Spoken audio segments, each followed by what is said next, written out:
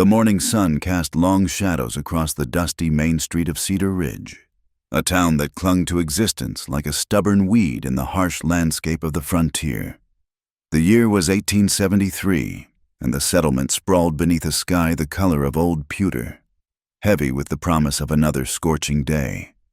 Wind swept down from the distant mountains, carrying grit and sand that stung the eyes and coated everything in a fine layer of dust.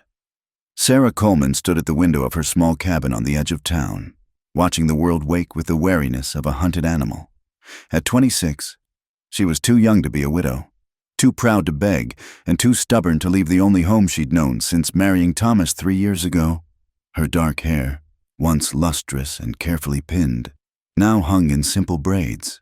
Her dress, though clean, showed the careful mending of a woman who made do with what little she had. The townspeople had never quite accepted her. She was an outsider who'd arrived with Thomas from back east, carrying herself with a dignity they found unseemly for a woman of modest means. When Thomas died in the copper mine collapse 14 months ago, their suspicion had hardened into something colder. Whispers followed her through the general store. Eyes tracked her movements at Sunday service. The decent women of Cedar Ridge clutched their skirts aside when she passed, as if poverty and misfortune might be contagious. This morning felt different. Through her window, Sarah could see people gathering in the town square earlier than usual. Men in worn dungarees and sweat-stained hats clustered in groups, their voices carrying on the wind though the words remained indistinct. Women in calico dresses stood on porches, shading their eyes against the rising sun, necks craned toward some spectacle she couldn't yet see. A knock at her door made her heart skip. It was too early for friendly callers, not that she received many these days. When she opened it, Sheriff Wade Hutchins stood on her threshold, his badge glinting dully in the morning light. Behind him waited 4 men she recognized as members of the town council. "Mrs. Coleman," the sheriff said, not quite meeting her eyes. "You need to come with us." "What is this about?" Her voice remained steady, though her hands trembled slightly as she smoothed her skirts. "The missing funds from the Miners' Benevolent Association. Evidence has come to light." Sarah's stomach dropped. The association's money had vanished 2 weeks ago, funds meant for the widows and orphans of men killed in the mines, as the wife of a deceased miner. She'd been one of the few with access to the strongbox, but she'd never touched a cent that wasn't rightfully hers. "I've taken nothing," she said, lifting her chin.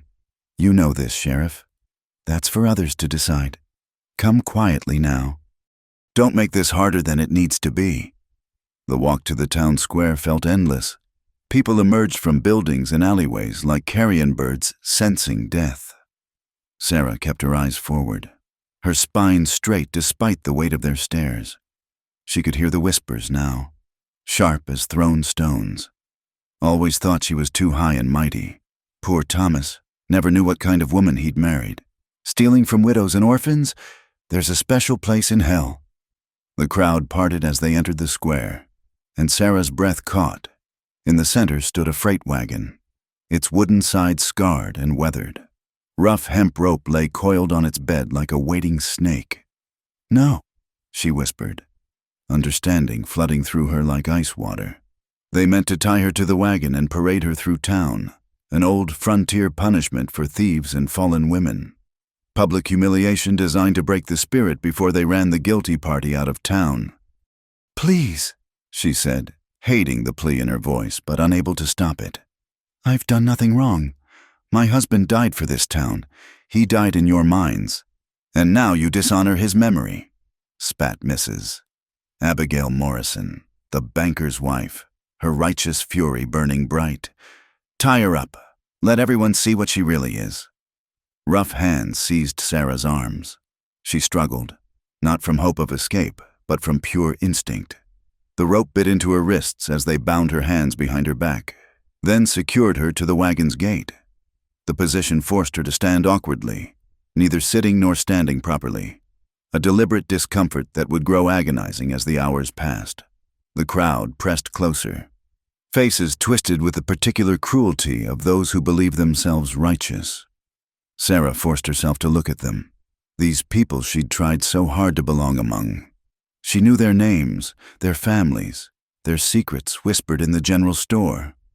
Now they gazed at her with the flat eyes of strangers, hungry for spectacle.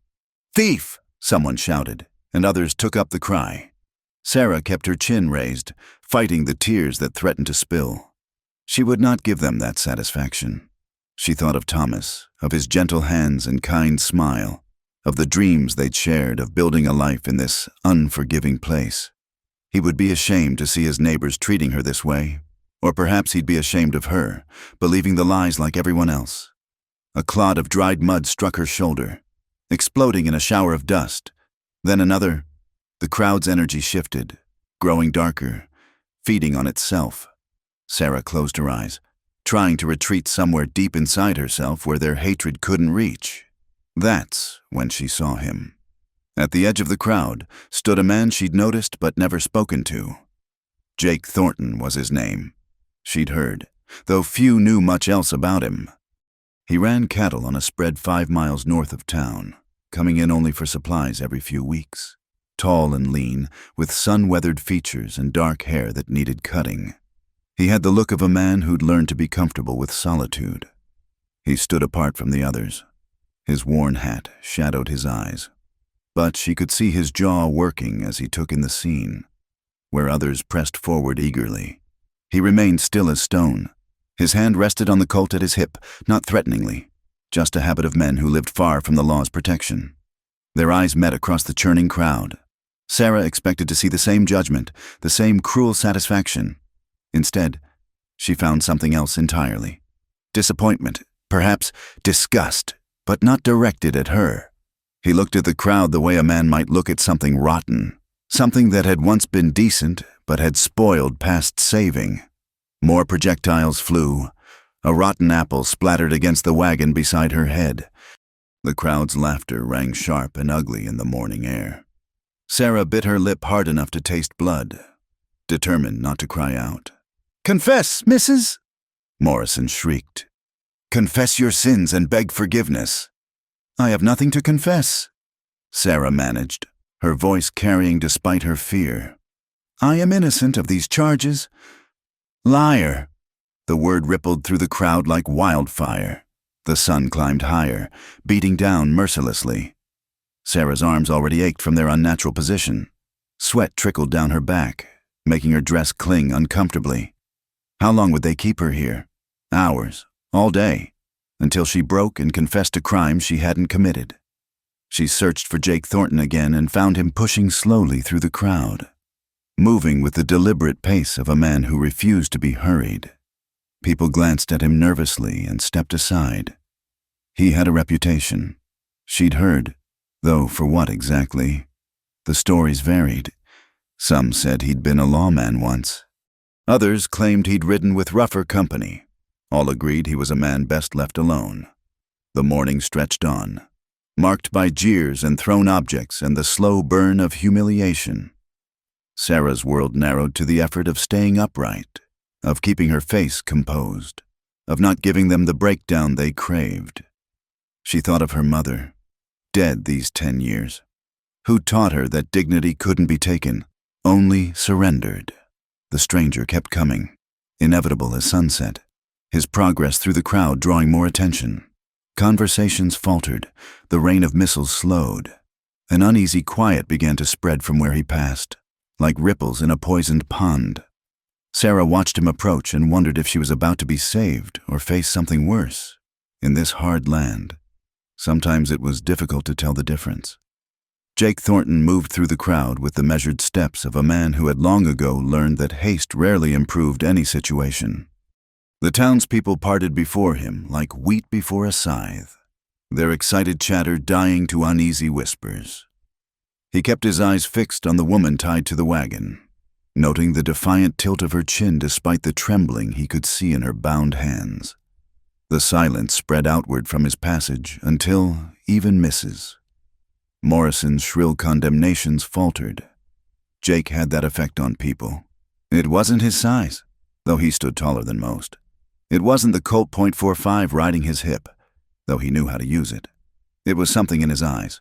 The flat, patient gaze of a man who'd seen too much to be impressed by mob theatrics. "Thornton," Sheriff Hutchins called out, stepping forward with forced authority. "This ain't your concern. Best you move along." Jake didn't acknowledge him. He'd reached the inner circle now, close enough to see the red marks where the rope cut into Sarah Coleman's wrists, close enough to notice the dignity she wore like armor against their cruelty. He'd seen plenty of guilty people in his 34 years. This woman wasn't one of them. "I said move along," the sheriff repeated, his hand drifting toward his sidearm. Now Jake did look at him.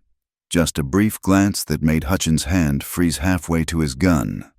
"Seems like it's everybody's concern when you tie a woman to a wagon in the public square," Jake said, his voice carrying the soft drawl of Texas origins.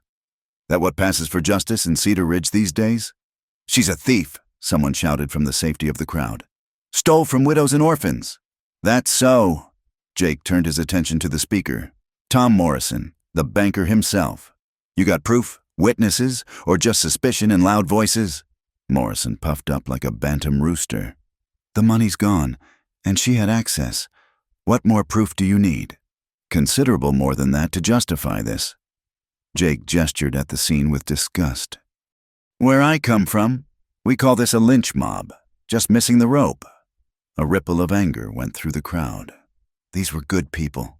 They told themselves, God-fearing folks who'd never string anyone up. They were just teaching a lesson, maintaining order, protecting their own. Jake reached into his vest pocket, moving slow and easy so no one got jumpy. He pulled out a folding knife, the blade worn thin from years of use. The crowd pressed closer, unsure of his intentions. "Now hold on," Sheriff Hutchins started. Jake walked past him as if he weren't there. He stopped beside the wagon, close enough that Sarah could see flecks of gold in his brown eyes, close enough that she could smell leather and horse and the clean scent of sage. For a moment, their gazes locked, and something passed between them. Not romance, not yet, but recognition. Two souls who'd learned what it cost to stand alone. "Ma'am," he said quietly, touching the brim of his hat. "My apologies for the poor manners of my neighbors." Then he reached up and began sawing through the rope. The crowd erupted. Shouts of outrage, curses, demands that he stop. Jake worked methodically, ignoring them all. The rope was thick and his knife old, but he was patient. Each strand parted with a soft pop, the sound somehow louder than the crowd's fury. "You can't do this, Mrs." Morrison shrieked. "Sheriff, stop him!" Hutchins took a step forward, then stopped as Jake's free hand came to rest on his gun butt. Not drawing, not threatening, just reminding everyone that some men weren't easily bullied. "Anyone lays a hand on me while I'm cutting this lady free," Jake said conversationally, still working at the rope. "Well, that would be a mistake." The rope parted suddenly, and Sarah stumbled forward. Her legs, held in that awkward position for over an hour, buckled. Jake caught her elbow, steadying her with surprising gentleness. She winced as blood rushed back into her hands, pins and needles of pain shooting up her arms. "Easy now," he murmured. "Take your time." They tied her to Wagon to humiliate her. Someone in the crowd said, voice thick with righteousness. Until a quiet rancher walked through the crowd and freed her, "You're making a mistake, Thornton. She's guilty as sin." "Maybe she is," Jake said, though his tone suggested he doubted it strongly. "But this ain't how civilized people determine guilt. This is how cowards and bullies get their entertainment." The words hit like a slap. Several men stepped forward, faces flushed with anger and shame. Jake shifted slightly, his hand still casual on his gun, and they stopped. "You're taking her side over your own kind?" Morrison demanded. "I'm taking the side of common decency," Jake replied. "Something this town seems to have misplaced." Sarah found her voice, though it came out rough and cracked. "Thank you," she whispered. Jake nodded slightly, then raised his voice to address the crowd. "I'm taking Mrs. Coleman out of here. Anyone tries to stop us will answer to me. And unlike you fine folks, I don't need a mob to back my play." He offered Sarah his arm, She took it, leaning more heavily than she'd like, but unable to support herself fully. Together, they started through the crowd. People fell back. Some from fear, others from a dawning sense of shame. The spell of mob cruelty was breaking, leaving confusion in its wake. "This isn't over," Morrison called after them. "The law will see justice done." Jake paused, looking back. "The law?" He gestured at Sheriff Hutchins, who couldn't meet his gaze. "You mean the same law that stood by while you tortured a woman in the street?" "That law?" No one answered. Jake led Sarah through the last of the crowd, heading for where his horse waited at the hitching post. Behind them, the crowd began to disperse. Their bloodlust curdled into something more complex. Some muttered about interference.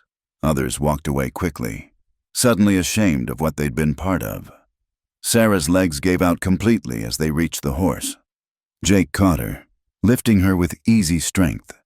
"My cabin's not far," he said. "You can rest there until you're feeling stronger." "I can't," she protested weakly. "People will talk. Your reputation—" "Ma'am, my reputation was shot to hell long before today." A ghost of a smile touched his weathered features. "Besides, after what I just did, they'll talk anyway. Might as well give you somewhere safe to recover." He helped her onto his horse, then swung up behind her. Sarah had no choice but to lean back against his chest, feeling the solid warmth of him through her sweat-soaked dress. She should have been scandalized. Instead, she felt safe for the first time in months. As they rode out of town, Sarah glimpsed faces in windows, some hostile, some ashamed, some merely curious about what would happen next. The news would spread like wildfire. By nightfall, everyone in the territory would know that Jake Thornton had cut down Sarah Coleman and ridden off with her. "Why?" she asked as Cedar Ridge fell away behind them. "You don't know me. You don't know if I'm innocent." Jake was quiet for a long moment, guiding his horse around the worst of the ruts in the trail. "I know what guilt looks like," he finally said. "And I know what fear looks like. You were scared, sure enough, but not the way guilty folks get scared. You were afraid of them, not of being found out." Sarah closed her eyes, exhaustion washing over her. "They'll come for me. Maybe." His arm tightened slightly around her waist, keeping her secure in the saddle. "But they'll have to go through me first, and I'm not near as easy to tie to a wagon as a grieving widow." The simple statement of protection, offered without condition or expectation, broke through Sarah's carefully maintained composure. For the first time since Thomas died, she allowed herself to cry, not from pain or humiliation, but from the overwhelming relief of finally not being alone. Jake said nothing, just held her steady as his horse carried them away from the ugliness of Cedar Ridge and toward whatever came next. The sun climbed higher, turning the desert from brown to gold, and still they rode on. Two damaged souls finding unexpected shelter in each other's company. Behind them, the empty wagon stood in the square like an accusation, reminding the town of what they'd almost become. And in the general store, the saloon, and the church, people began to whisper not about Sarah Coleman's guilt, but about what kind of man would stand against them all for a woman he barely knew. The answer, they would learn, was a dangerous one. Jake Thornton's ranch sat 5 miles north of Cedar Ridge, nestled in a valley where a small creek wound through stands of cottonwood and mesquite. The house itself was modest but solid, adobe walls thick enough to keep out the worst of summer's heat and winter's cold, a pitched roof of weathered cedar shingles, and a wide porch that faced east toward the mountains. Beyond it spread corrals and outbuildings, everything neat and well-maintained despite the isolated location.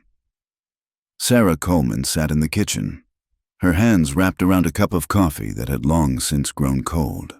Through the window, she could see endless grassland stretching toward purple mountains, their peaks still touched with snow despite the warmth of late spring.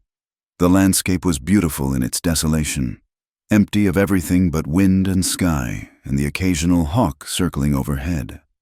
She'd been here 3 hours now, and the events in town still felt like a nightmare from which she couldn't wake. Her wrists bore angry red marks from the rope, and her shoulders ached from being wrenched backward. But worse than the physical pain was the memory of those faces.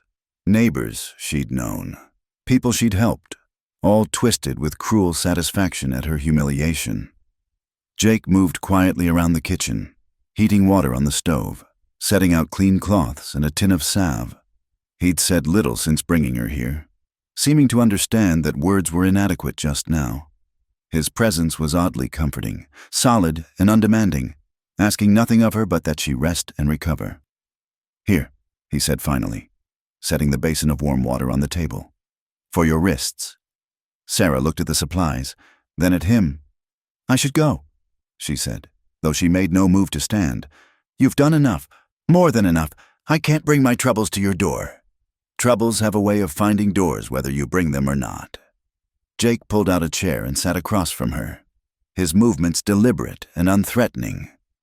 "Besides, where would you go? Back to that cabin where they can find you come nightfall?" The truth of it made her stomach clench.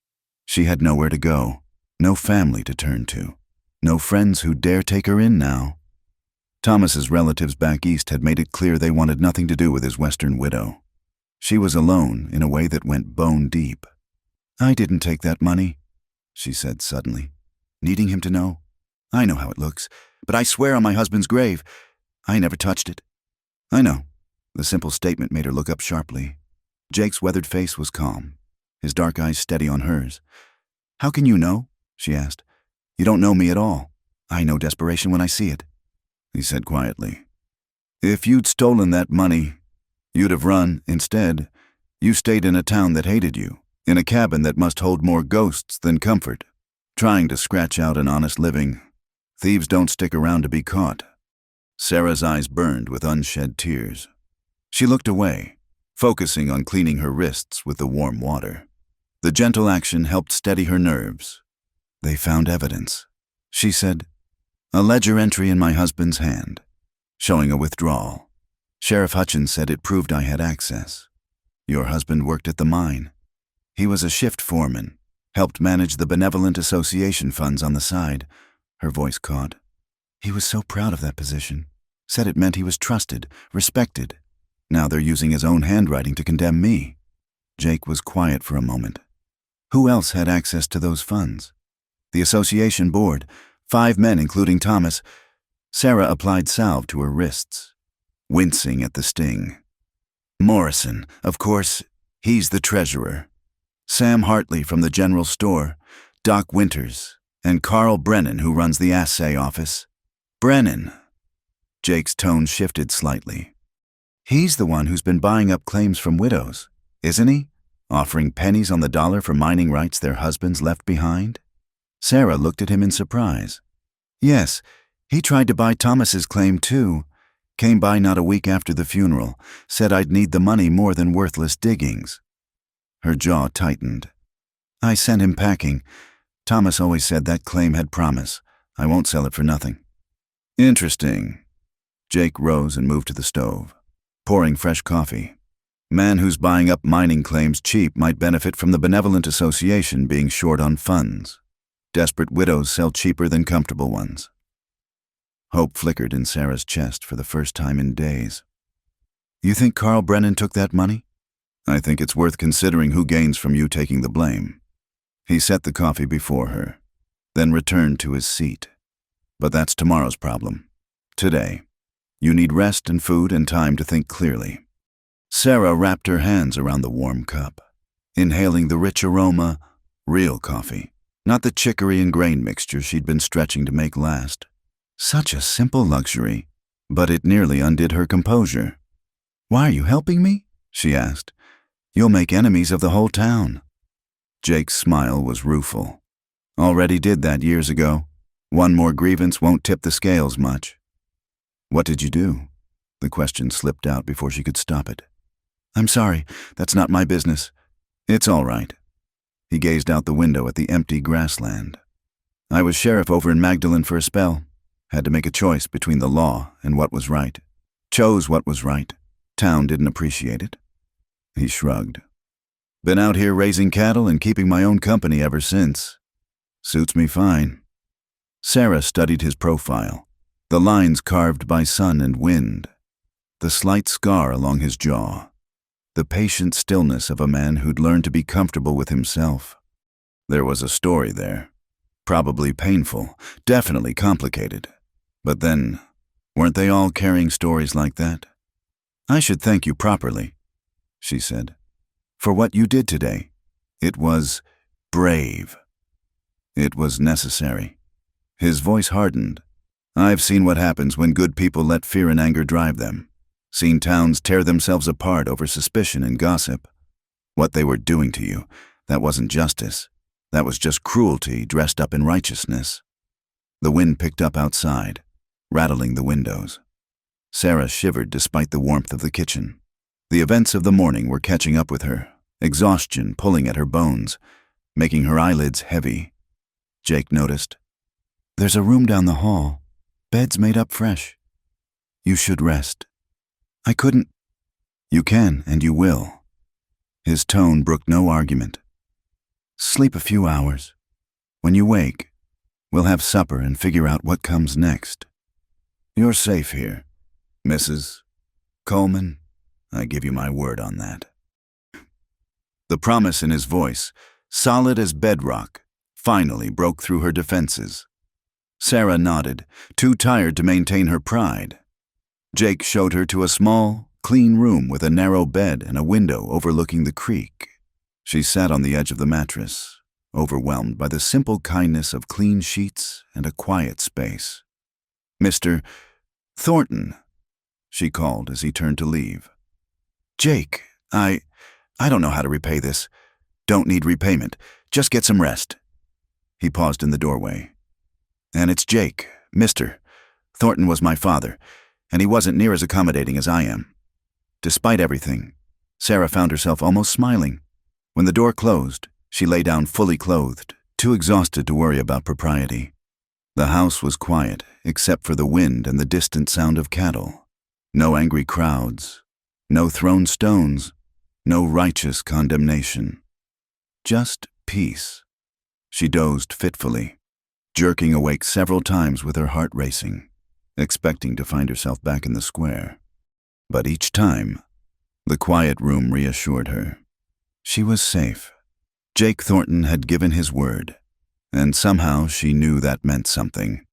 As the afternoon shadows lengthened, she finally fell into deeper sleep. In the kitchen, Jake sat with his own thoughts, planning for the trouble he knew would come. The town wouldn't let this go. Morrison and his cronies would want their pound of flesh, one way or another. But Jake had made his choice the moment he'd seen them tie her to that wagon. He'd stood by once before while innocent people suffered, back in Magdalen. The weight of that failure still woke him some nights. He wouldn't carry that burden twice. Outside, the wind sang through the grassland, and storm clouds gathered on the horizon. Change was coming to this isolated corner of the world, whether folks were ready or not. And in a small room in a ranch house, a woman who'd lost everything finally found a moment's peace, protected by a man who understood that sometimes the only way to save yourself was to save someone else first. The thunder of approaching horses woke Sarah from her sleep. She sat up, disoriented, heart pounding as memories of the morning came rushing back. Through the window, she could see the sun hanging low on the horizon, painting the grassland in shades of gold and crimson. Then she saw them, 8 riders coming hard down the valley trail, dust clouds rising behind them like smoke. Jake was already on the porch when she emerged from the room, his Winchester rifle held loose but ready in his hands. He'd strapped on his gun belt. She noticed, the Colt riding low on his hip. His stance was relaxed. But Sarah had seen enough men in this hard country to recognize the coiled readiness in his posture. "Stay inside," he said without turning. "This'll likely get unpleasant." But Sarah moved to stand beside him, wrapping her arms around herself against the evening chill. "They're here for me. I won't hide while you face them alone." Jake glanced at her, something like approval flickering in his eyes. "Stubborn woman. So I've been told." The riders pulled up 20 yards from the porch, horses stamping and blowing. Sheriff Hutchins was in the lead. with Morrison, the banker, beside him. Sarah recognized the others. Tom Morrison, the banker's son, Carl Brennan from the assay office, and 4 men she knew were hired guns who drifted through town when the mines were paying well. "Thornton," the sheriff called out, trying for authority but achieving something closer to nervous bluster. "We've come for the woman. Hand her over peaceable, and we'll forget about your interference this morning. Evening to you too. Sheriff." Jake's voice was calm as still water. "Quite a posse you've assembled. Must be a dangerous criminal you're after." Morrison's face flushed red. "Don't play games. Thornton, she's a thief and she'll answer for it." "In a court of the law?" Jake asked. "With a proper judge and jury? Or are you planning another public spectacle?" "The evidence is clear." Brennan spoke up, his thin face pinched with false righteousness. "The ledger entry, her access to the funds. Interesting you should mention evidence." "Brennan." Jake shifted slightly, the rifle barrel catching the dying light. "Been wondering about your sudden prosperity, all those mining claims you've been snatching up. Where's a man like you get the capital for such ventures?" Brennan's face went pale. "How dare you?" "Just wondering aloud." Jake's tone remained conversational. "See, Mrs. Coleman here tells me you tried to buy her husband's claim right after he died. Seems you've been making a habit of that with widows all over the county. Man might think you had reason to want the Benevolent Association running short of funds." "That's a lie," Brennan's voice cracked. "Sheriff, are you going to let him slander me?"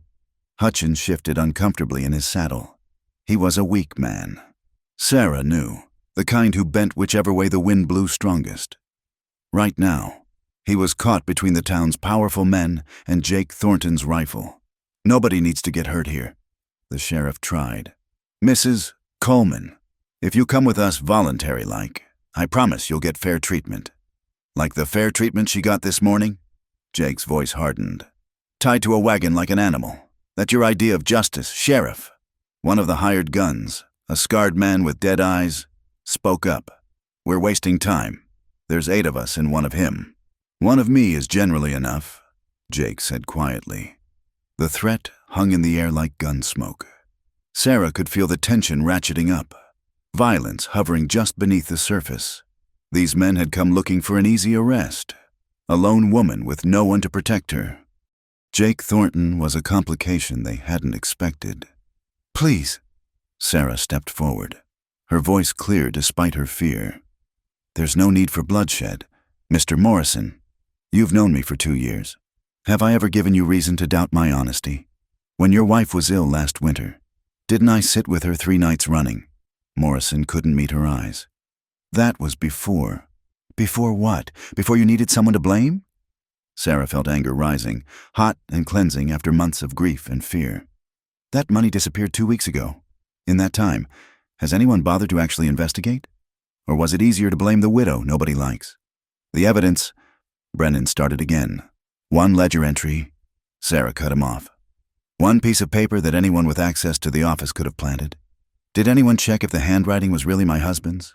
Did anyone wonder why I would steal money and then stay in town to be caught?" Jake smiled slightly. "Lady makes good points. Course, thinking is harder than mob justice." The younger Morrison's hand drifted toward his gun. Jake's rifle shifted almost imperceptibly, and the man froze. "I'd reconsider that, boy," Jake said softly. "Your mother's already lost 1 son to mining accidents. Don't make her bury another for foolishness." "You threatening us?" Hutchins blustered.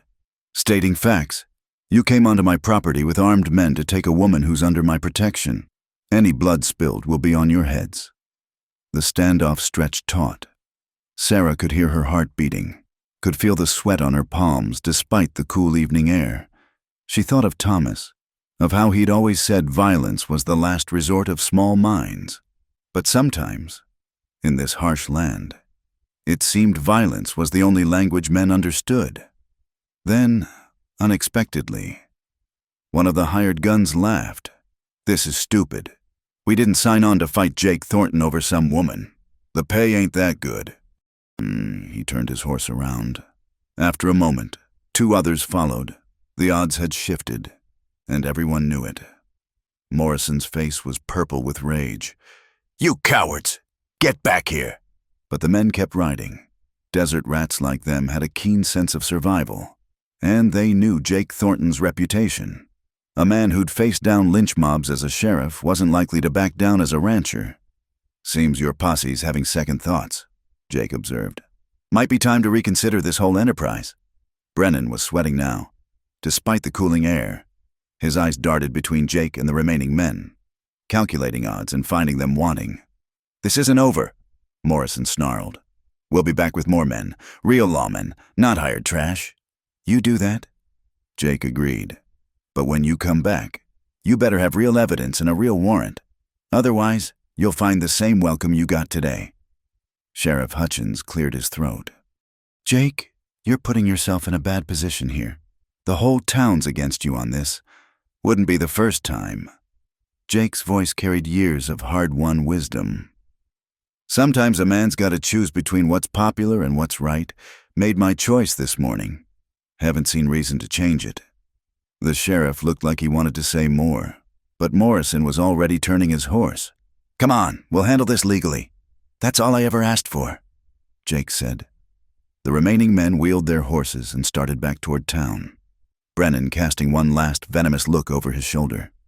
Jake and Sarah stood watching until they disappeared over the rise, dust settling in their wake. Only then did Jake lower the rifle. "Well, that went better than expected. Nobody got shot." Sarah's legs suddenly felt weak. She sank onto the porch steps, reaction setting in. "They'll be back." "Yes." Jake sat beside her, the rifle across his knees. "But not tonight. And when they come, we'll be ready." "We?" Sarah looked at him. "You've done so much already. I can't ask you to." "You're not asking. I'm offering." He gazed out at the darkening land. "Been alone out here a long time. Mrs. Coleman, maybe too long. Man forgets what it's like to have something worth protecting besides cattle and grass." Sarah felt tears prick her eyes. In all the months since Thomas died, no one had offered to stand with her. She'd faced the coldness and suspicion alone, her grief made heavier by isolation. Now this quiet stranger was risking everything for her, asking nothing in return. "I don't even know how to thank you," she whispered. "No thanks needed, but if you're staying, might as well call me Jake. And I'll call you Sarah, if that's all right. Seems foolish to stand on formality when we're facing down lynch mobs together." Despite everything, Sarah found herself almost smiling. "All right, Jake." They sat in companionable silence as stars began to appear in the darkening sky. The night sounds of the desert rose around them, coyotes calling in the distance, the rustle of wind through grass, the gentle music of the creek. "Tomorrow, we start fighting back," Jake said finally. "Time to find out what really happened to that money. You believe we can.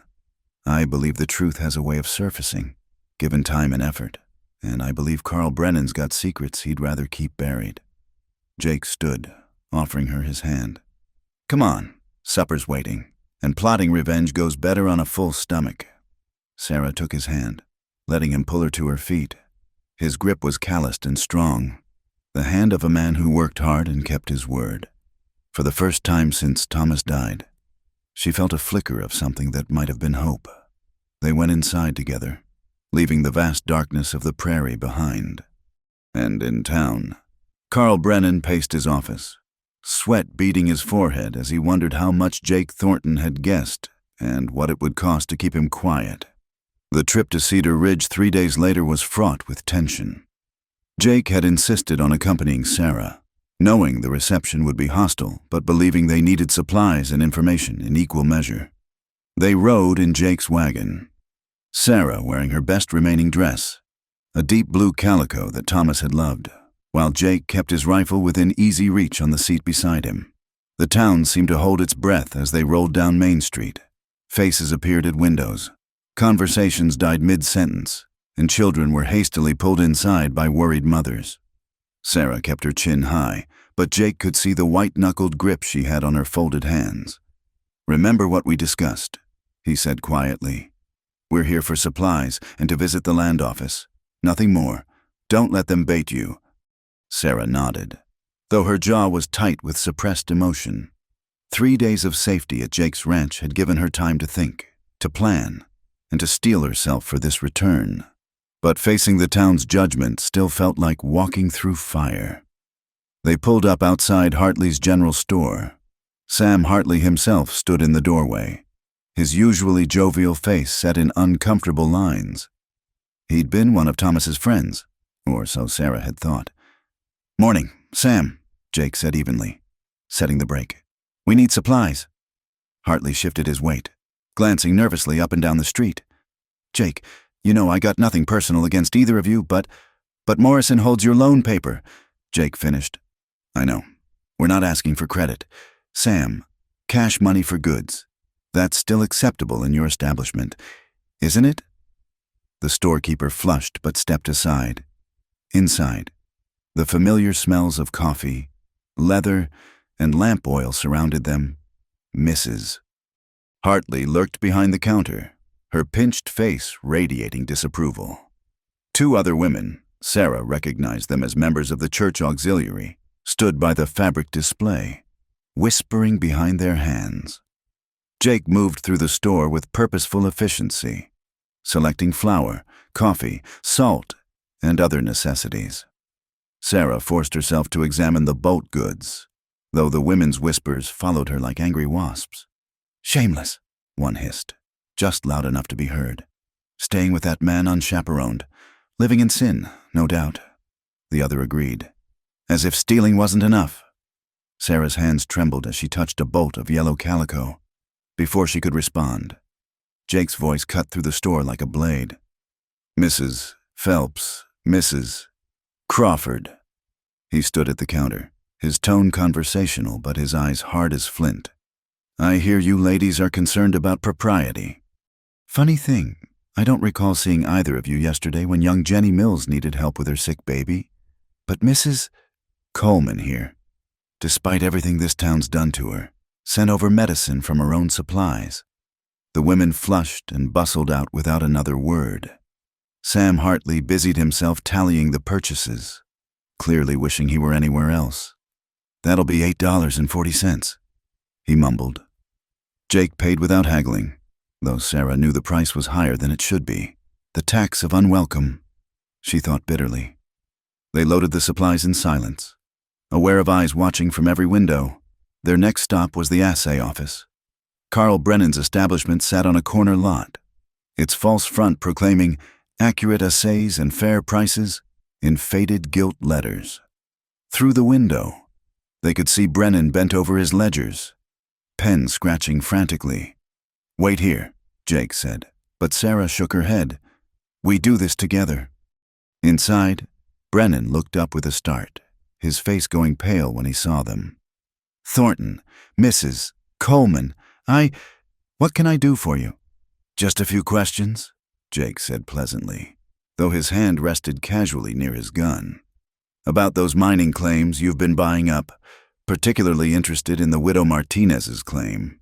Heard you got that for $20. "That was a legal transaction," Brennan stammered.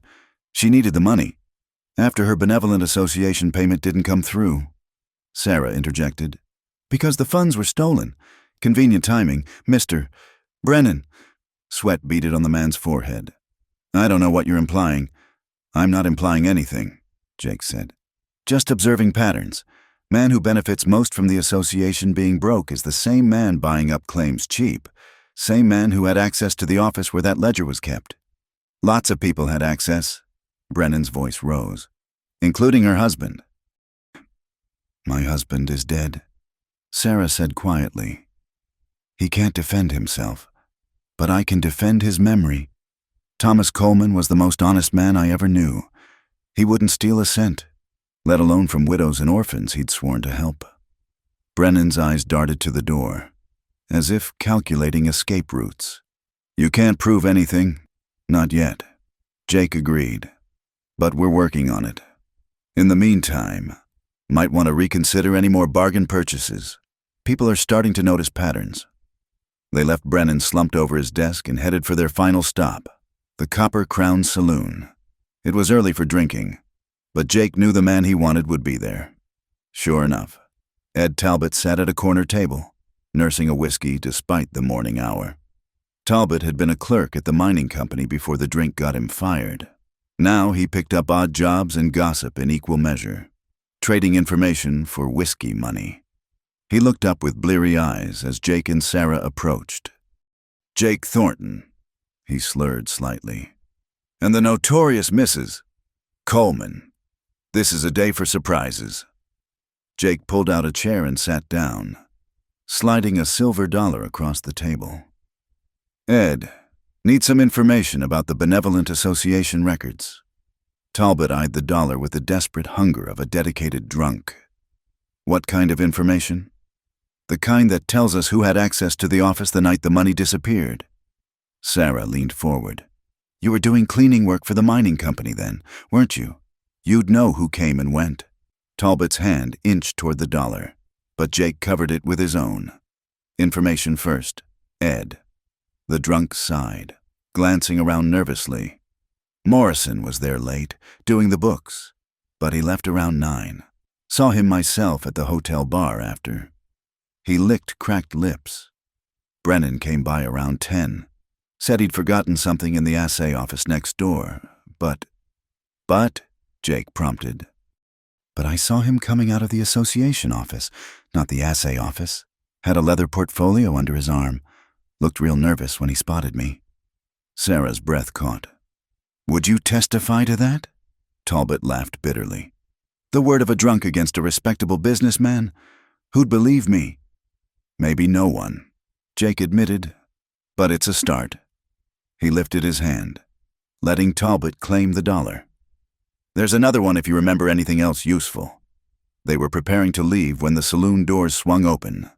Tom Morrison stood there, flanked by 2 hired guns.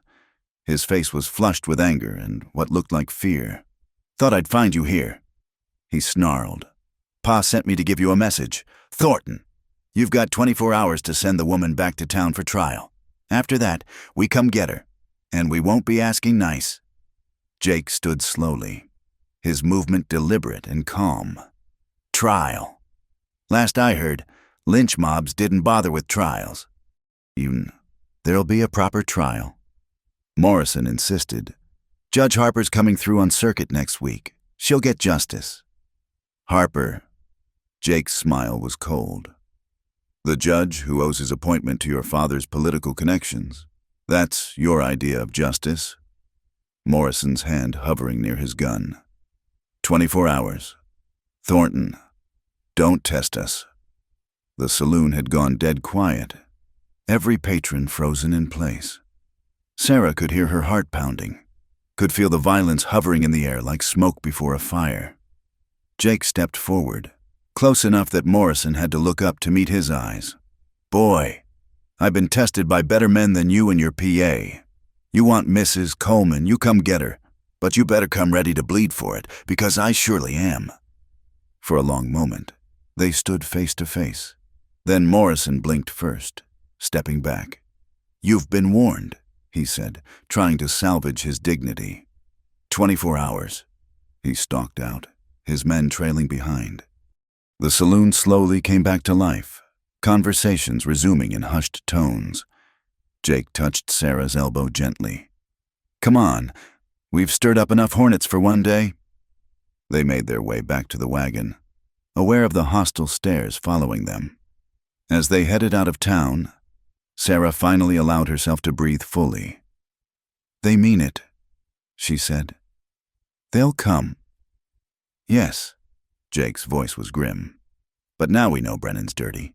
Ed's testimony might not hold up in court, but it's enough to make people think, and thinking is the enemy of mob justice. Will it be enough?" Jake glanced at her, seeing the fear she was trying so hard to hide. "It'll have to be. We've got 24 hours to find more proof or prepare for a fight. Either way, I won't let them take you." The words were simple, matter of fact, but they hit Sarah like a physical blow. This man, who owed her nothing, was willing to risk everything for her. The emotions that rose in her chest were too complex to name: gratitude, fear, and something warmer that she didn't dare examine too closely. As they rode back toward the ranch, the sun climbing toward its zenith, Sarah made a decision. She wouldn't run. She wouldn't hide. With Jake Thornton beside her, she would stand and fight for her innocence and for Thomas's good name, behind them in town. Carl Brennan watched from his window as they disappeared into the distance. His hands shook as he opened his safe and stared at the stack of bills hidden there, bills that should have been in the Benevolent Association's coffers, helping widows and orphans instead of funding his greed. The smell of smoke woke Jake from a restless sleep. He was on his feet and reaching for his rifle before his mind fully registered what his senses were telling him. Through the window, an orange glow flickered against the darkness. The barn was ablaze. "Sarah!" He pounded on her door as he passed, already heading for the front entrance. "Fire! Get dressed and get out!" The flames had already engulfed half the structure by the time he burst outside. The horses were screaming, their terror cutting through the roar of the fire. Jake didn't hesitate, plunging toward the barn doors. The heat hit him like a physical blow, but he pushed through, fumbling with the latch. Sarah appeared beside him, still pulling on her boots, her face pale in the firelight. Without a word, she grabbed a horse blanket from the porch, dunking it in the water trough before throwing it over Jake's shoulders. "The horses," she said simply. Together they fought the door open. Smoke billowed out, thick and choking. Jake could barely see the stalls, but he knew his animals, knew their positions by heart. He plunged into the inferno. Sarah right behind him. The first stall held Dusty, his best cutting horse. The gelding was wild with fear, rearing and striking at the walls. Jake grabbed the halter, using his body weight to hold the animal steady while Sarah fumbled with the latch. The moment it opened, Dusty bolted for safety. They worked with desperate efficiency, Jake controlling the panicked animals while Sarah opened stalls. The smoke grew thicker, the heat more intense. Jake's lungs burned with each breath. Somewhere above them, a beam cracked ominously. "That's the last one," Sarah gasped, her voice rough from smoke. "Get out!" But Jake was already moving toward the tack room. "The saddles! Leave them!" Sarah grabbed his arm, her grip surprisingly strong. "Jake, please!" A section of roof collapsed behind them, showering sparks. Jake allowed her to pull him toward the door, both of them stumbling into the clear night air. They fell to their knees in the dust, coughing and gasping. The barn was fully engulfed now, beyond any hope of saving. Jake watched his tack, his tools, his winter feed supply go up in flames, but the horses milled nervously in the corral, all accounted for, and Sarah knelt beside him. Soot-streaked but safe. It could have been worse. It could have been so much worse. "Jake." Sarah's hand touched his shoulder. He turned to see tears cutting tracks through the soot on her face. "I'm so sorry. This is because of me. They're trying to drive you off, to make you abandon me." He caught her hand in his. "This isn't your fault. The men who lit this fire, they're the ones to blame, not you. But if you hadn't what? Existed? Refused to lie down and die when they wanted you to?" His voice was fierce despite the rawness from smoke. "Sarah, I made my choice with eyes wide open. I'd make it again." She looked at him for a long moment, something shifting in her expression.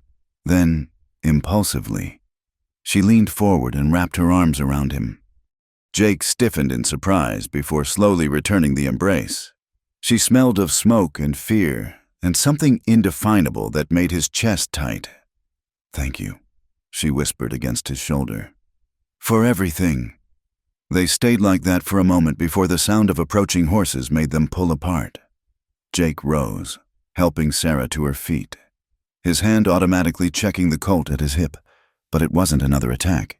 It was Sam Hartley from town, accompanied by, surprisingly, Doc Winters. "Saw the glow from town," Sam said, dismounting. His face was grim as he surveyed the burning barn. "Figured you might need help." "Bit late for the barn," Jake said carefully, wondering at this unexpected aid. Doc Winters climbed down from his buggy with the careful movements of a man feeling his years. Maybe, but not too late to patch up any injuries. You both look like you've been wrestling dragons. It was only then that Jake noticed the burns on his hands, the singed edges of his shirt. Sarah's dress was ruined, her hair wild and soot-blackened. They were both lucky to have escaped with so little damage. As Doc tended to their minor burns, Sam pulled Jake aside. "This has gone too far," the storekeeper said quietly. "I kept my mouth shut about the wagon business, to my shame. But burning a man's barn, trying to kill livestock, that's beyond the pale." "You know who did it?" Sam hesitated. "Can't prove anything, but Tom Morrison was buying coal oil earlier today. A lot of it. Said it was for lamps, but—" He shrugged uncomfortably. Jake filed that information away. "Why tell me this, Sam? Morrison holds your note." "Because Thomas Coleman was my friend," Sam said simply. "And I've been a coward since he died, letting fear keep me from doing right by his widow. Seeing this," he gestured at the burning barn, "a man's got to draw a line somewhere." Doc Winters joined them, wiping his hands on a clean cloth. "The young lady will be fine. Few minor burns, smoke inhalation, but nothing serious. Though I'd recommend rest." "I'll rest when this is over," Sarah said, appearing at Jake's elbow. "Despite everything," there was steel in her voice, "they want to break us, drive us apart, but they've miscalculated." "How so?" Doc asked. Sarah's smile was sharp as a blade. "They've shown their hand. Innocent men pursuing justice don't burn barns in the night. They're scared, which means we're close to something." Jake felt a surge of admiration for this woman who'd been through so much, yet refused to break. "She's right. Question is, what do we do about it?" "I might be able to help there," Doc Winters said slowly. He looked uncomfortable but determined. "I've been thinking about that ledger entry, the one supposedly in Thomas's hand. I've seen Thomas's writing plenty of times, medical forms, association documents. Something about that entry bothered me." They all turned to stare at him. Doc continued. "The writing was close, very close, but there were differences.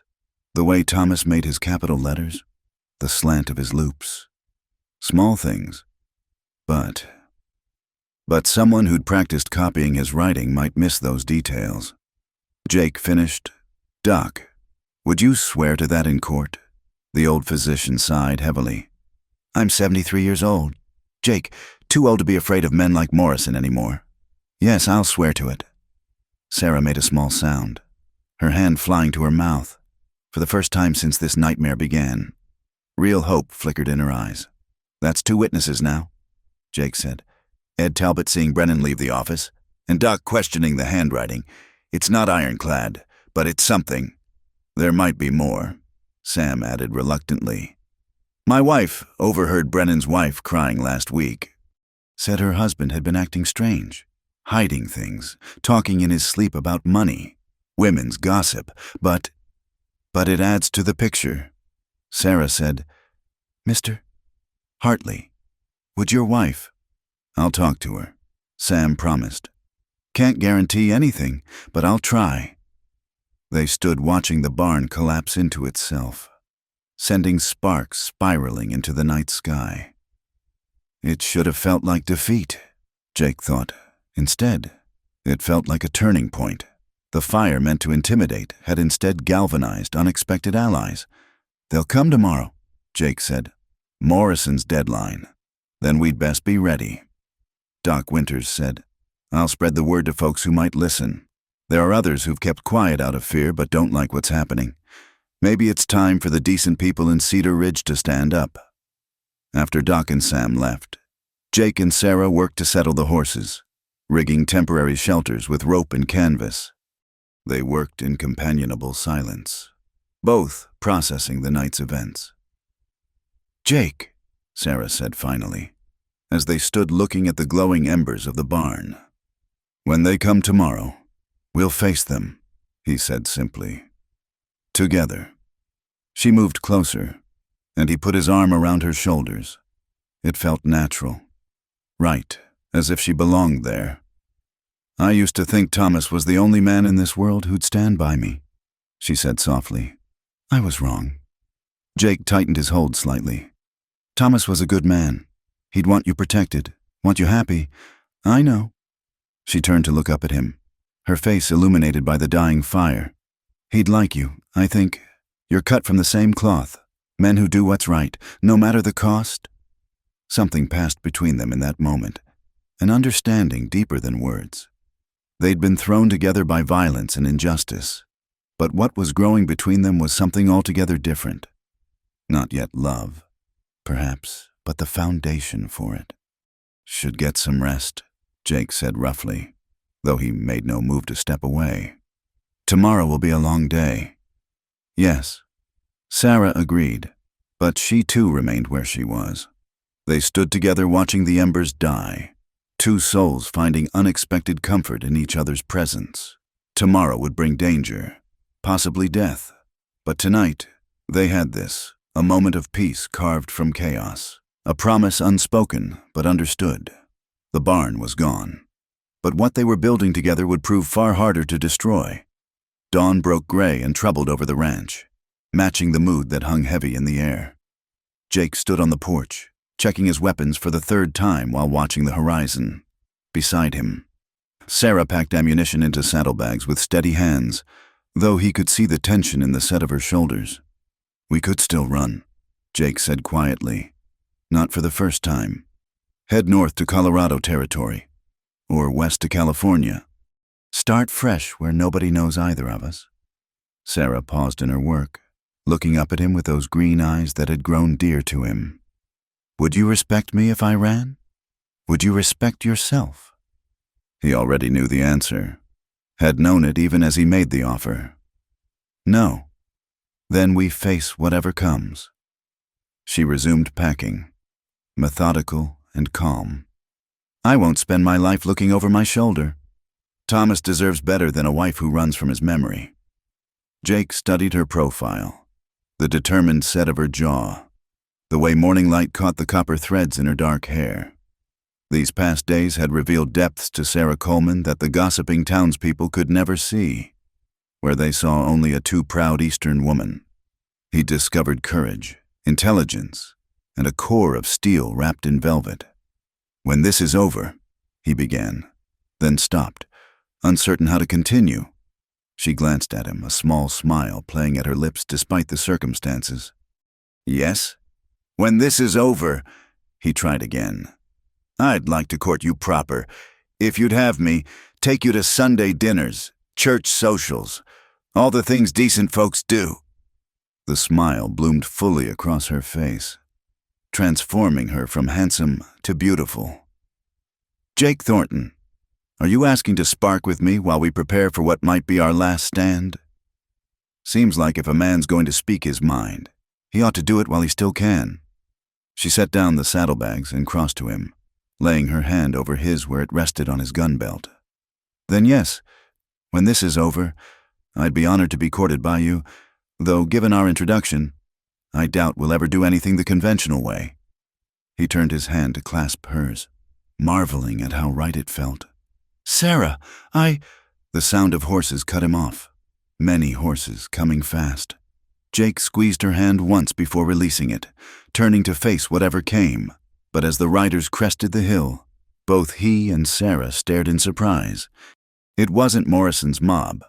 Instead, Doc Winters led a group of at least 15 townspeople, with Sam Hartley and even Ed Talbot among them.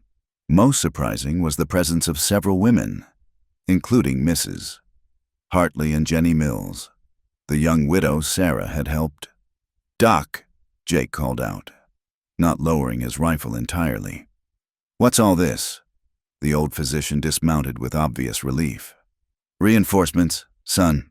Seems burning your barn was a step too far for some folks' conscience. Jenny Mills rode forward, her baby secured in a sling across her chest. Mrs. Coleman helped me when everyone else turned away. She said firmly, I'll not stand by while evil men persecute her. Morrison's gathered his men at the edge of town, Sam Hartley reported. Maybe 20 riders, including hired guns, but word spreading about what Doc discovered, about the handwriting not matching, People are starting to ask questions. And Brennan, Sarah asked. Locked himself in his house. One of the men volunteered. His wife was seen at the stage office, buying a ticket east. Seems she's had enough of whatever her husband's involved in. Jake felt the tactical situation shifting. 20 men were still bad odds, but not impossible anymore. More important was the crack in the town's unified front against Sarah. Public opinion was a powerful force on the frontier, sometimes more powerful than law itself. They'll be coming soon, Jake said. Anyone who stays risks. We know the risks. Doc Winters interrupted. Some of us should have taken them sooner. He looked at Sarah with genuine regret. I'm sorry it took burning buildings to make us find our backbone, Mrs. Coleman. Sarah's eyes glistened, but her voice was steady. You're here now. That's what matters. They set about preparing defenses, positioning wagons for cover, checking weapons, discussing tactics. Jake found himself impressed by the transformation of these shopkeepers and farmers into something resembling a militia. Fear and shame were powerful motivators. It seemed. An hour later, dust clouds announced Morrison's approach. Jake positioned Sarah inside the house despite her protests, then took his place behind an overturned wagon. Doc Winters, showing surprising steel for his age, crouched beside him with an old Spencer rifle. The riders spread out in a long line as they approached, Morrison and his son in the center, Sheriff Hutchins looking distinctly uncomfortable beside them. Jake counted 22 men total, a mix of hired guns and town toughs, bad odds, but he'd faced worse. Morrison rode forward, stopping just out of easy rifle range. Thornton, you were given fair warning. Send out the woman, and this ends peaceful. Jake stood, making himself a clear target. Sometimes courage was the best tactic. Define peaceful, Morrison. Like the peace of burning barns, like the peace of tying women to wagons. The woman's a thief. The woman's innocent. And you know it. The voice came from behind Jake. Sam Hartley. Standing up from his position. We all know it. This has gone far enough, Morrison. A murmur ran through Morrison's men. Some had clearly not expected to face their neighbors, people they did business with daily. You take her side over your own kind? Tom Morrison shouted. I'm taking the side of truth. Doc Winters called out, also standing. That ledger entry was forged. I'll swear to it before any judge in the territory. More murmurs, louder now. Sheriff Hutchins shifted in his saddle, clearly wishing he were anywhere else. Several of the hired guns exchanged glances, calculating whether their pay was worth fighting the whole town. Then Sarah emerged from the house, ignoring Jake's sharp gesture to get back. She walked past the defensive positions, stopping in the open ground between the two groups. Her simple blue dress was clean and pressed, her hair neatly pinned. She looked exactly like what she was, a respectable widow wrongly accused. Mr. Morrison, she called, her voice carrying clearly. You want justice? Then let's have it, but real justice, not mob rule. Bring your evidence to a proper court, with a judge who isn't in your pocket. Let 12 good men hear the truth and decide. We've got evidence. You've got a forged ledger entry and a lot of hatred for a woman who wouldn't bow and scrape. Sarah interrupted. But if you're so sure of my guilt, why the midnight fires? Why the hired guns? Innocent men seeking justice don't operate from shadows. One of the hired guns spoke up. This isn't what I signed on for, fighting townspeople over some widow's quarrel. Count me out. He wheeled his horse and rode off. 2 others followed. The tide was turning. Jake could feel it. Morrison sensed it too, his face growing redder by the moment. You're all fools, he shouted. She's got you bewitched, just like Thornton. When that money stays missing, when your widows and orphans starve, remember you chose her over them. The only person choosing theft over charity is whoever really took that money, Jake said, stepping forward to stand beside Sarah. Brennan's running scared. Morrison, your banker friend's wife is leaving town. Makes a man wonder what she knows that we don't. Morrison's hand dropped to his gun, but Hutchins grabbed his arm. No, Morrison, not like this. I may not be much of a sheriff, but I won't be party to murder in broad daylight." For a long moment, violence hung in the balance. Then Morrison jerked his horse around. "This isn't over," he snarled. "Not by a long shot. No, it's not." Jake agreed. "But the next moves happen in courtrooms, not gunfights. That's what separates us from animals. Morrison, you might want to remember that." The banker led his diminished force away, several men peeling off as they went, apparently deciding they wanted no further part in the conflict. Jake didn't relax until they were out of sight. Sarah swayed slightly, and Jake caught her elbow. The courage that had carried her through the confrontation was giving way to delayed reaction. "You magnificent fool," he said softly. "I told you to stay inside." "And miss my chance to face them down?" She smiled shakily. "Besides, someone once told me that sometimes you have to choose between what's safe and what's right." Doc Winters approached. His old face creased with satisfaction. "Well done, both of you. Morrison's power is broken. Oh, he'll bluster and threaten, but the town's not united behind him anymore. Truth has a way of spreading once it gets started." Over the next hour, the townspeople gradually dispersed, many stopping to shake hands with Jake and Sarah, to offer apologies or support. It wasn't a complete victory.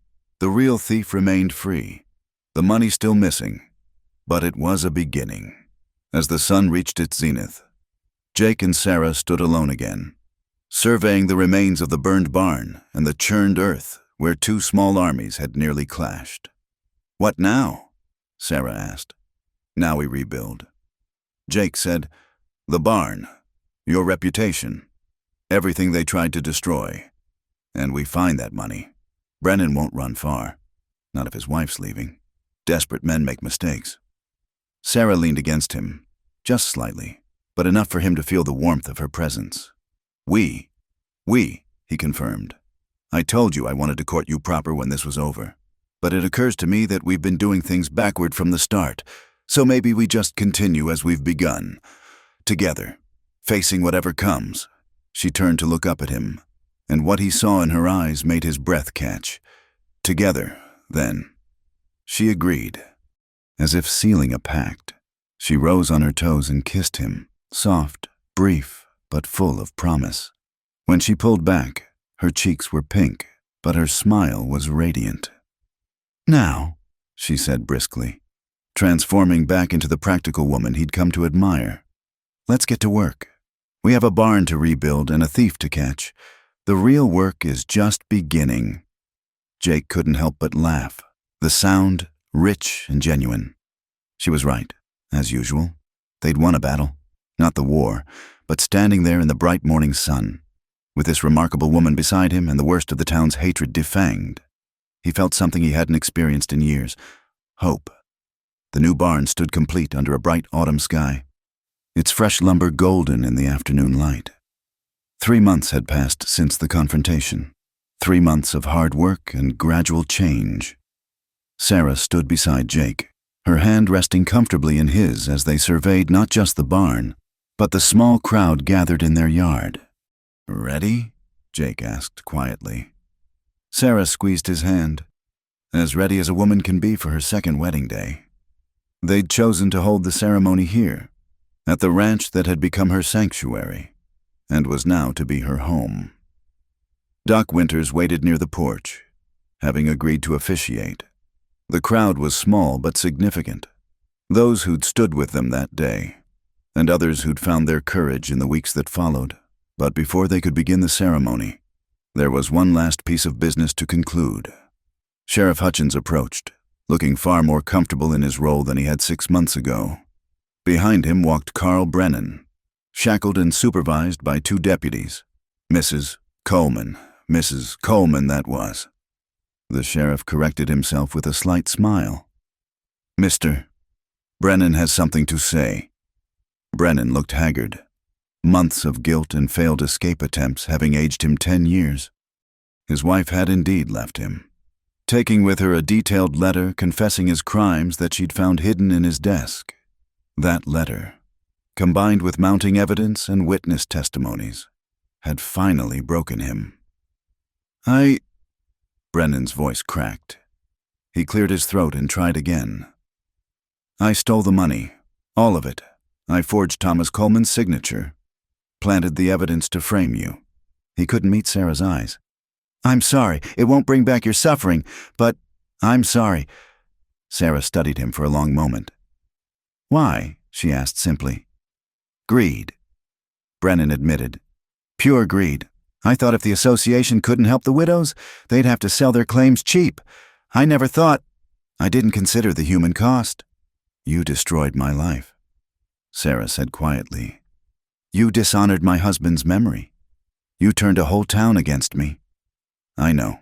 I'll be paying for it for years to come. Brennan finally looked up. The money's been recovered. Every cent.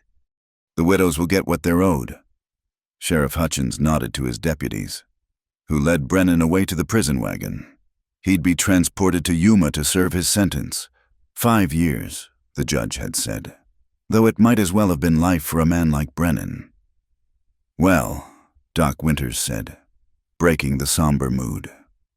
I believe we have happier business to attend to. The small crowd rearranged itself, forming a rough aisle. Jenny Mills began to hum a wedding march, her clear voice soon joined by others. Sarah had no father to give her away, needed none. She walked forward on her own, as she'd learned to do, until she reached Jake's side. The ceremony was simple, the vows traditional, but when Jake spoke the words, for better or worse, his eyes holding hers, Sarah felt their weight differently than she had the first time she'd married. Then, she'd been a young woman in love with love itself. Now, she knew exactly what worse could mean, and she knew the caliber of man who would stand beside her through it. You may kiss your bride, Doc Winters announced with obvious satisfaction. Jake's kiss was gentle but thorough, earning cheers from the assembled guests. When they parted, Sarah saw tears on more than one face, including gruff Sam Hartley's. The celebration that followed was modest but joyful. Tables had been set up in the yard, laden with food contributed by various neighbors. It was a far cry from the elaborate reception her parents had thrown for her first wedding back east. But Sarah found she preferred it. These people had earned the right to celebrate with them. As the sun began to sink toward the horizon, painting the desert in shades of gold and crimson, Jake led Sarah away from the festivities for a moment of privacy. They walked to the small hill overlooking the ranch, the same spot where they'd often stood during the difficult months, planning and hoping. Any regrets? Jake asked, his arm around her waist. Only one, Sarah admitted. I wish Thomas could have been here, not in the way you might think, but he was my friend before he was my husband, and I think he'd have been happy to see me find love again. Real love, this time. Jake pressed a kiss to her temple. From what I knew of him, I think you're right. He'd want you happy, want you safe. I promise to keep you both. And I promise to keep you from becoming too much of a hermit out here. Sarah teased gently. I know you valued your solitude. And here I am invading it permanently. Best invasion I ever faced, Jake replied. Besides, I'm finding I like the company. Right company. Anyway. They stood together, watching the sun paint the landscape in brilliant hues. Below them, their guests continued the celebration, their laughter carrying on the evening breeze. It was a far cry from that terrible morning when Sarah had been tied to a wagon, humiliated and alone. I have something for you, Jake said suddenly, reaching into his jacket pocket. He pulled out a small leather pouch. Wedding present. Sarah opened it carefully and gasped. Inside was a simple gold locket on a delicate chain. Jake, it's beautiful. Open it. Inside were 2 tiny photographs, one of Thomas, taken from the picture she kept on her mantel, and one of Jake himself, looking somewhat uncomfortable in his Sunday best. I thought, Jake seemed uncharacteristically uncertain. I thought you shouldn't have to choose between past and present. Both made you who you are. Sarah's eyes filled with tears. Jake Thornton, you are the most thoughtful, wonderful man. She turned so he could fasten the chain around her neck. The locket rested warm against her skin. a perfect weight. I love you, and I love you. Sarah Thornton. The name sounded right, natural. Now, shall we return to our guests before they drink all the good whiskey? They walked back hand in hand, rejoining the celebration that would continue until well after dark. The ghost of the past had been laid to rest, justice served, and two wounded souls had found healing in each other as the stars began to appear in the vast western sky. Sarah found herself on the porch with several of the women, while the men gathered around Jake, offering good-natured marriage advice that had him alternately laughing and shaking his head. Never thought I'd see the day Jake Thornton got himself leg-shackled again. Someone called out, "Never thought I'd see the day this town remembered what justice meant." Jake called back, "Seems we're all capable of surprises." Later, much later, when the guests had gone and the ranch was quiet except for the eternal sounds of the desert night, Jake and Sarah stood together on their porch now, of their home. "No more running," Sarah said softly. "No more fear. No more facing the world alone." "No more," Jake agreed. "From now on, whatever comes, we face it together." In the distance, a coyote called to its mate, the sound lonely and wild. But here, in this small circle of light carved from the darkness, two people who'd found each other against all odds held tight to their hard-won happiness. The West was still wild, still dangerous, still unforgiving. But it was also a place where courage could triumph over cruelty, where love could grow in the most unlikely soil, and where a quiet rancher could walk through an angry crowd to free a woman tied to a wagon, changing both their lives forever.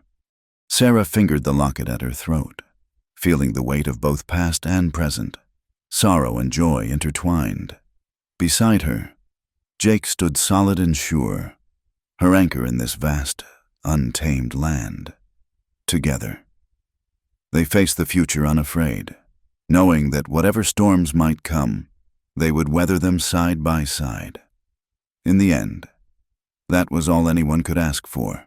Someone to stand with when the world turned dark. Someone to share the light when it returned. They had found that in each other, and no force on earth could take it away. The desert wind whispered through the mesquite, carrying with it the promise of tomorrow, and Sarah Coleman Thornton smiled, knowing she was exactly where she belonged. Thank you for listening to our Wild West love story.